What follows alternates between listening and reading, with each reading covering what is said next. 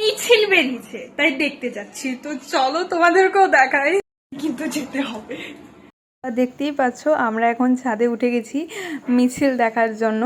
আর এখানে যিনি আসছেন ব্লু কালারের জামা পরে, যিনি আমাদেরকে নমস্কার করলেন এবং হাইও করলেন পরে, তিনি হলেন ডক্টর অনুপ মণ্ডল। তোমরা কে কে চিনো আমাকে নিশ্চয়ই কমেন্টে জানাবে। আমি তো চিনি, কারণ আমি ওনার কাছেই চোখ দেখাতে গিয়েছিলাম। উনি একজন চোখের ডক্টর।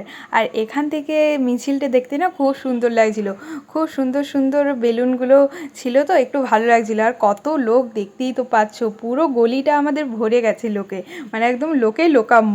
আমার দেখা এটা সেরা মিছিলে এইটাই বলতে পারে।